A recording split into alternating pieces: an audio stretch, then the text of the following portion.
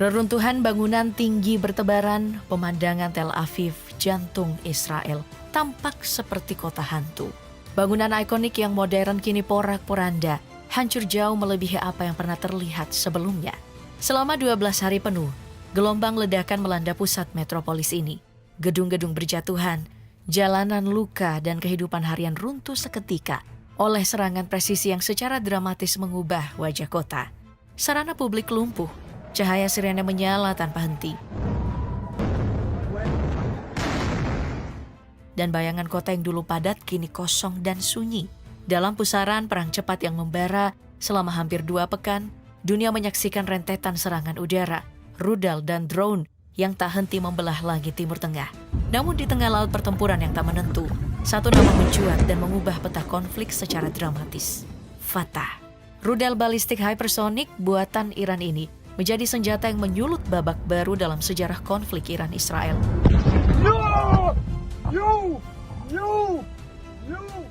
Bukan hanya karena kecepatan yang melesat 5 kali kecepatan suara, atau karena teknologi manuver canggihnya yang menembus sistem pertahanan Israel, tapi karena satu kenyataan pahit yang tak bisa diingkari.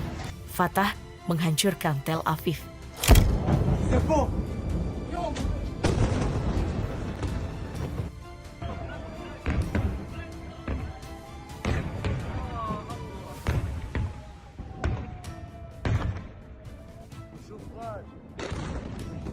Sorry, we never wanted this. Please, Iran, stop. Forgive us. Forgive us. Yang selama ini menjadi jantung ekonomi, pusat diplomasi dan simbol kekuatan Israel, kini porak-poranda.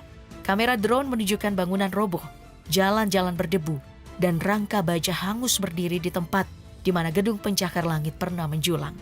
Tel Aviv seperti lenyap.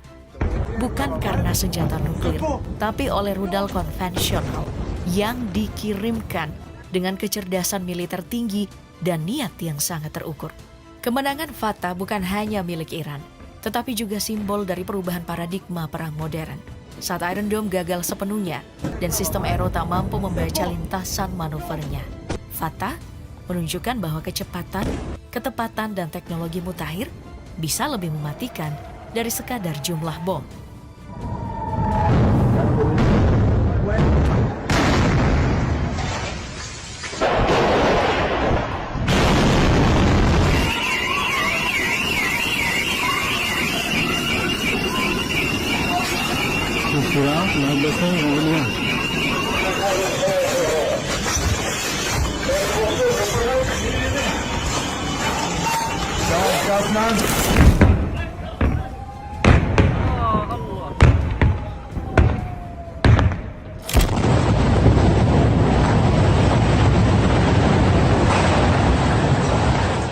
Fatah adalah rudal balistik jarak menengah yang dikembangkan oleh Korps Garda Revolusi Islam Iran.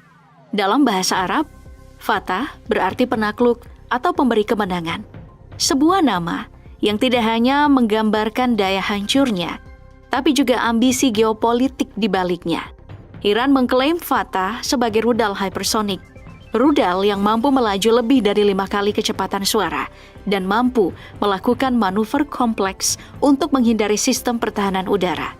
Klaim ini jika benar, menempatkan Iran di antara sedikit negara di dunia yang punya kemampuan tersebut, sejajar dengan Rusia, China, dan Amerika.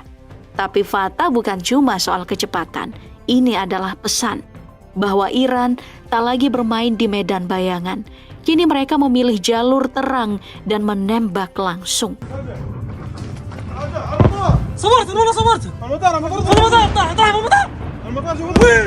Meski Iran tak pernah secara resmi mengumumkan penggunaan Fatah dalam perang, bukti di lapangan mulai berbicara. Pada April dan Oktober 2024, 2 serangan besar Iran ke wilayah Israel mengejutkan banyak analis militer. Di antara puing-puing ledakan ditemukan fragmen struktur nozzle dan sistem kendali yang identik dengan karakteristik rudal hypersonic Fatah. Fragmen ini menunjukkan penggunaan bahan komposit suhu tinggi dan nozzle bergerak. Teknologi yang sebelumnya hanya diumumkan sebagai bagian dari proyek Fatah. Fabian Hinz, peneliti untuk analisis pertahanan dan militer di Institut Internasional untuk Saudi Strategis, mengesampingkan Fatah dari kategori rudal hypersonic. dan hanya memasukkannya sebagai rudal balistik jarak menengah. Tapi, pola kerusakan dan kecepatan hantaman memperkuat analisis. Rudal ini melaju jauh lebih cepat dari rudal konvensional Iran sebelumnya. Bahkan, beberapa sistem radar Israel disebut gagal mendeteksi kedatangannya secara tepat waktu. Iran tidak pernah mengonfirmasi keterlibatan Fatah secara langsung. Namun, pernyataan resmi mereka menyebut bahwa teknologi terbaru telah diuji dalam kondisi nyata dan berhasil. Kini, para analis percaya, Fatah bukan lagi janji masa depan. Ia telah aktif dan kemunculannya menandai babak baru.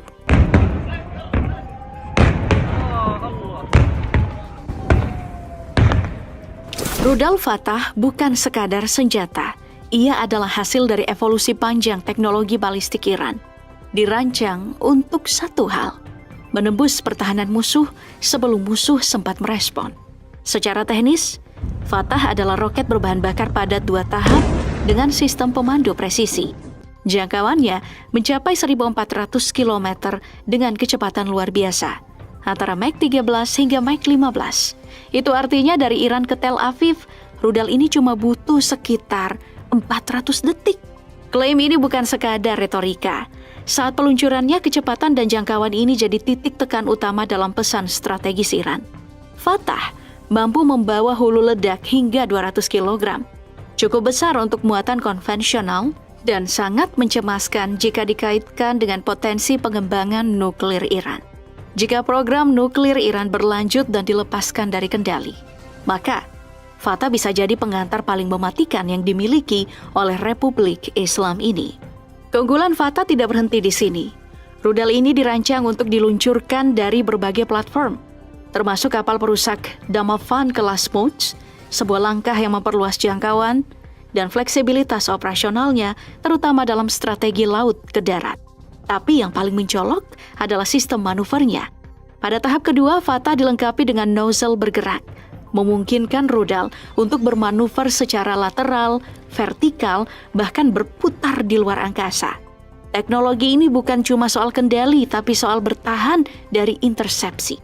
Saat mendekati target, rudal ini aktif dan menggunakan Maneuverable Re-entry Vehicle, sebuah sistem yang memungkinkannya mengubah arah secara tiba-tiba saat memasuki kembali atmosfer bumi.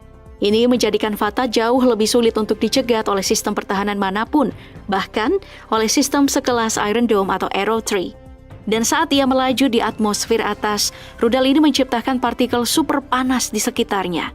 Efek ini pun mengacaukan sistem radar dan komunikasi, membuat Fatah seolah menghilang dari layar sebelum akhirnya menghantam target dengan kecepatan yang tak terbayangkan.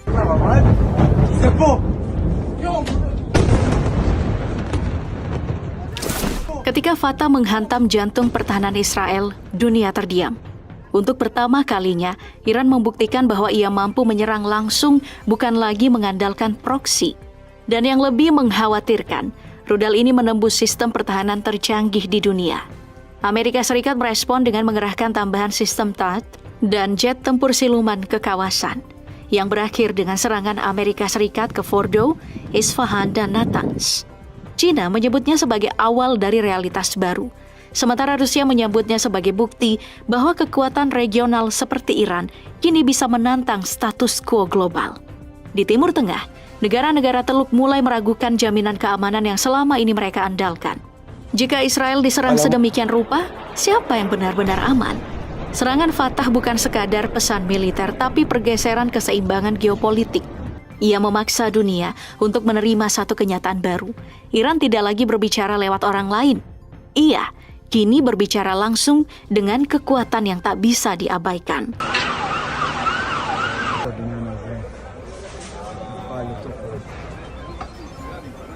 Dalam beberapa hari setelah gelombang serangan mematikan mengguncang wilayah Israel, Korps Garda Revolusi Islam akhirnya buka suara. Mereka mengonfirmasi rudal hypersonic Fatah 1 telah diluncurkan langsung ke arah Israel dalam operasi True Promise 3. Ini bukan serangan sembarangan. Iran menyusun strategi serangan berlapis, dimulai dengan drone dan rudal balistik konvensional untuk memancing respon sistem pertahanan Israel. Setelah sistem aktif, Fatah pun dilepaskan. Dengan kecepatan Mach 13-15 dan kemampuan manuver di luar atmosfer, Rudal ini menembus pertahanan berlapis seperti Iron Dome, David Sling hingga Arrow 3 tanpa sempat dicegat. Salah satu target utamanya Haifa. Di kota pelabuhan itu, pembangkit listrik utama dihantam langsung dan melumpuhkan pasokan energi di wilayah utara. Tapi efek paling simbolik terjadi di sekitar Tel Aviv saat Fatah menyerang kompleks Kiria, nyaris mengenai pusat komando militer yang dikenal sebagai Pentagonnya Israel. Lebih dari sekadar kerusakan fisik, serangan ini menunjukkan satu hal. Iran kini tidak sekadar merespon, tapi aktif menyerang inti sistem pertahanan musuh. Tujuannya jelas, bukan sekadar menimbulkan kehancuran, tapi melucuti senjata Israel, bahkan sebelum konflik skala penuh dimulai. Fatah telah membuktikan bahwa medan perang modern, kecepatan, dan presisi bisa lebih menentukan dibanding jumlah dan volume serangan.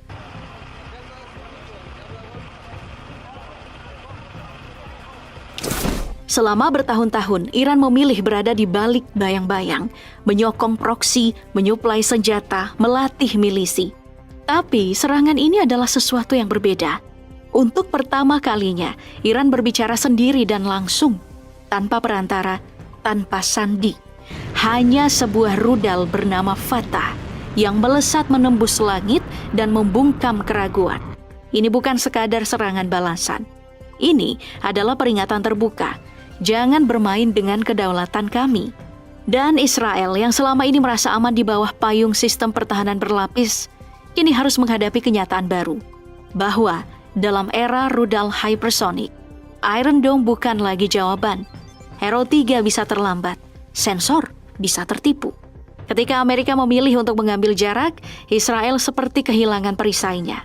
Dan kini dengan ancaman seperti Fatah, mereka tak punya pilihan selain kembali mendekat ke Washington, bukan sebagai mitra sejajar, tapi sebagai negara yang butuh perlindungan lebih besar. Pertanyaannya sekarang, seberapa lama benteng ini bisa bertahan sebelum senjata generasi baru menghancurkan segalanya? Fatah tidak sendiri.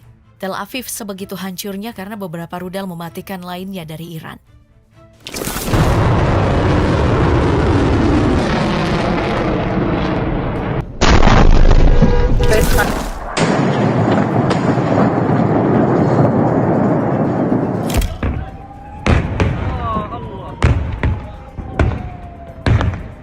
Rudal balistik Hebar Shekan digunakan dalam perang. Rudal ini bukan sembarang senjata. Ia membawa hulu ledak ganda, mampu bermanuver di fase terminal, dan dirancang untuk menembus sistem pertahanan seperti Iron Dome. Targetnya sangat terukur dan sangat simbolis jelas menurut juru bicara operasi True Promise 3. Bandara Ben Gurion, nadi utama keluar masuk Israel, pusat penelitian biologi Israel, yang disebut-sebut tempat pengembangan senjata non-konvensional, pangkalan militer dan pusat kendali di Tel Aviv dan Haifa. Dan untuk kesekian kalinya Haifa terbakar, lalu hening, diikuti reruntuhan bangunan, asap dan kepanikan. Tapi Iran belum selesai. Beberapa jam kemudian, gelombang ke-21 menghantam wilayah utara, tengah dan selatan Israel. Kali ini, drone kamikaze dan rudal balistik ikut diluncurkan serentak. Salah satu serangan menghantam pembangkit listrik di Ashkelon, menyebabkan gangguan listrik besar-besaran di sepanjang pesisir barat. Bagi Iran, ini bukan sekadar pembalasan, ini adalah deklarasi. Kami tahu di mana kamu tinggal, dan kami bisa membuat gelap, lumpuh, dan panik, kapan saja kami mau. Perang pun berubah wajah. Perang tak lagi soal siapa punya senjata lebih canggih, tapi siapa yang bisa menghancurkan keseharian. Air listrik, bandara, bahkan rasa aman. Israel mulai merasakan ini bukan sekadar perang rudal, ini perang eksistensi.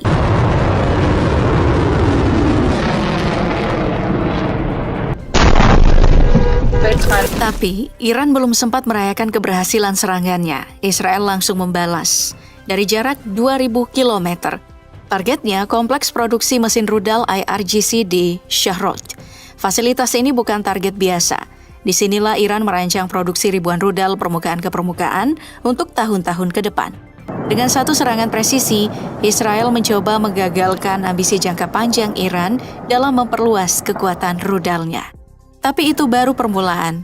Israel melanjutkan dengan serangan ke 6 bandara militer di Iran mulai dari barat, tengah, hingga timur. Landasan pacu pun dihancurkan. Hanggar bawah tanah dibom. Pesawat F-14, F-5, AH-1 dan tanker bahan bakar dihancurkan sebelum sempat mengudara. Ini bukan hanya soal menghancurkan jet.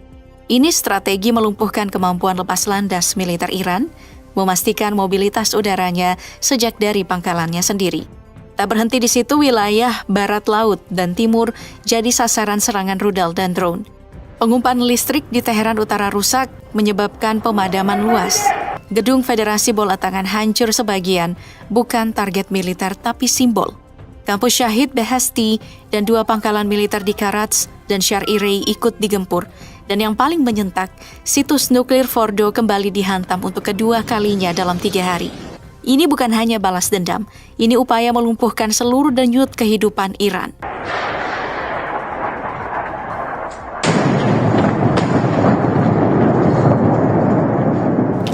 Serangan langsung Amerika ke 3 situs nuklir Iran mengguncang bukan hanya Teheran, tapi juga Moskow, Beijing, dan Pyongyang. Rusia bereaksi cepat. Putin menyebut serangan ini mendorong dunia ke garis yang sangat berbahaya dan menyerukan gencatan senjata segera tanpa syarat. China mengecam serangan sebagai ancaman terhadap stabilitas global dan memperingatkan dampak serius bagi rantai pasok energi dunia. Tapi reaksi yang paling keras datang dari Korea Utara. Pyongyang menyebut serangan ini sebagai tindakan yang mengerikan.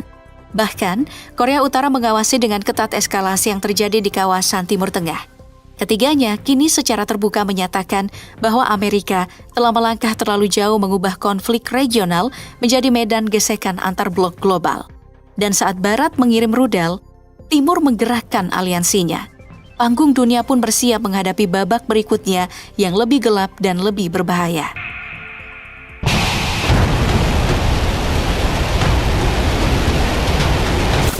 Tapi yang paling memilukan, catatan korban terus bertambah.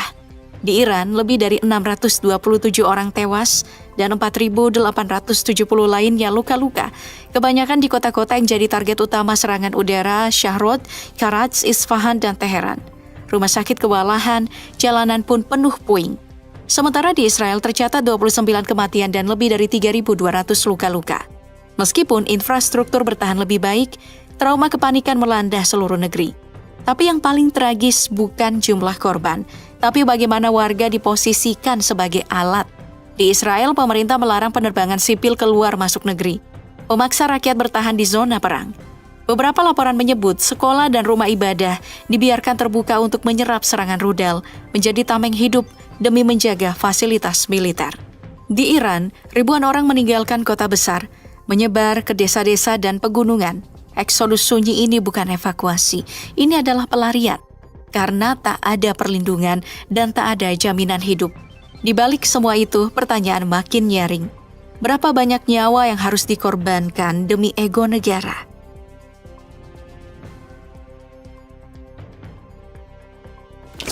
Ancaman pun silih berganti. Tapi di tengah intensitas yang terus memuncak, muncul kejutan. Setelah Iran meluncurkan rudal ke pangkalan militer Amerika Serikat di Qatar, Donald Trump tiba-tiba menyerukan perdamaian. Ia mengklaim bahwa gencatan senjata telah disepakati antara Iran dan Israel. Namun, kenyataan di lapangan berkata lain. Serangan masih terjadi. Rudal masih diluncurkan. Kota-kota masih bergetar. Di balik layar, Iran mengubah taktik. Bukan lagi penyitaan kapal tanker seperti dulu, tapi kini gangguan GPS massal. Lebih dari 1.000 kapal per hari mengalami distorsi koordinat di sekitar Selat Hormuz, jalur utama ekspor minyak dunia. Skenario ini mirip dengan taktik Houthi di Laut Merah. Taktik yang selama 1,5 tahun membuat repot Amerika dan sekutunya, dan kini akan ditiru penuh oleh Iran. Selat Hormuz mengangkut 20% dari total perdagangan minyak global. Jika jalur ini lumpuh, dunia akan merasakan dampaknya secara langsung. Harga minyak melonjak, pasokan tersendat, krisis ekonomi membayangi. Namun yang paling mengkhawatirkan, Iran resmi menangguhkan kerjasama dengan IAEA. Ini artinya tidak ada lagi inspeksi, laporan, atau pengawasan atas program nuklir Iran. Dunia kini buta. Apakah Iran sedang membangun bom nuklir? Berapa jauh progresnya? Di mana lokasi pengayaan terbarunya? Tanpa pengawasan IAEA, Iran bisa melaju dengan senyap. Dan jika itu terjadi, maka gencatan senjata ini bukan langkah menuju damai, tapi hanya jeda menuju rencana yang lebih besar.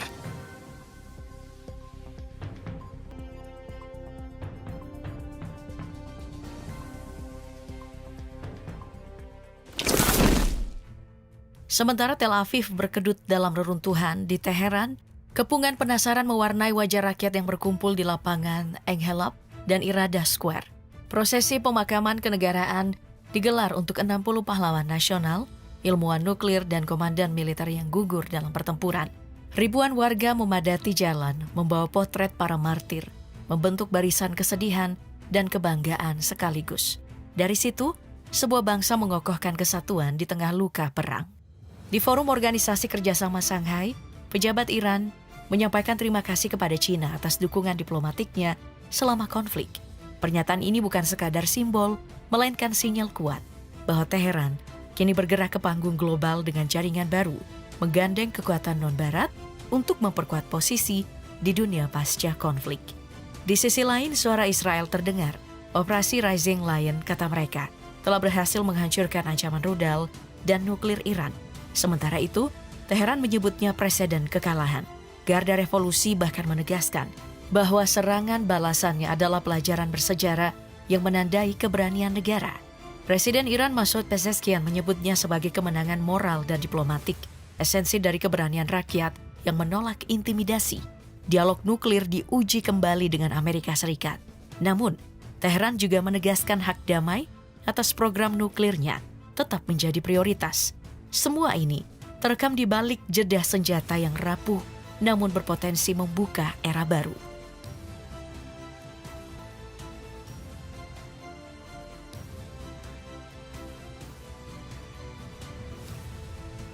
Sorry, we never wanted this.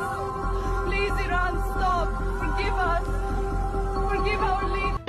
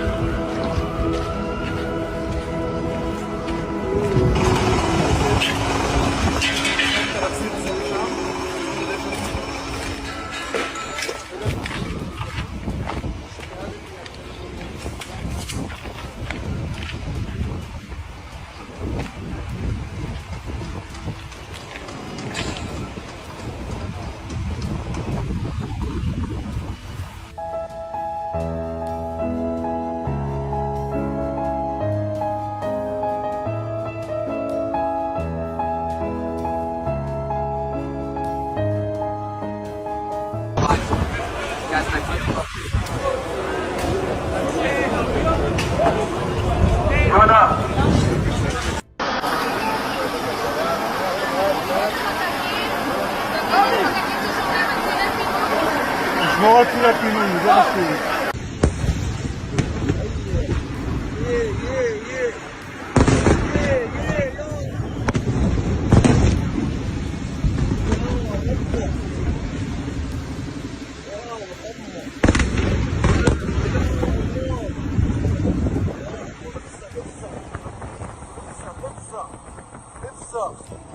يا محمد وين اروح يا سلام